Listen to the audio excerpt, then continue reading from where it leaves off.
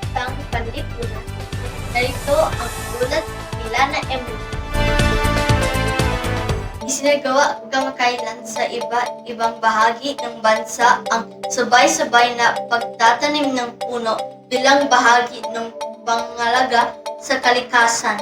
Lumahok dito ang mga mag-aaral, guro, magulang at mga kawani ng pamahalaan. Ayon sa mga eksperto, napakahalaga ng mga puno dahil nagbibigay ito ng malinis na hangin, pagkain, proteksyon laban sa baha at landslide. Sa pamagitan ng pagtatanim ng puno, nagtutulungan nating magprotektahan ang ating kapaligiran at ang kalusugan ng bawat isa. Masaya namang ibinahagi ng mga batang lumahok na natuto silang magmahal at mag-alaga ng kalikasan.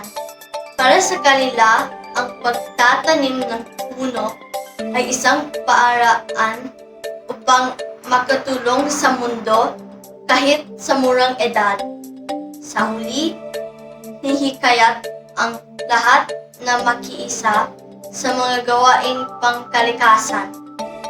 Tandaan natin, isang punong itinamin, isang kinabukasan ng iniligtas. Ito po sila na Emily Ramirez, nag-uulat para sa Balitang Panglipunan. Maraming salamat po.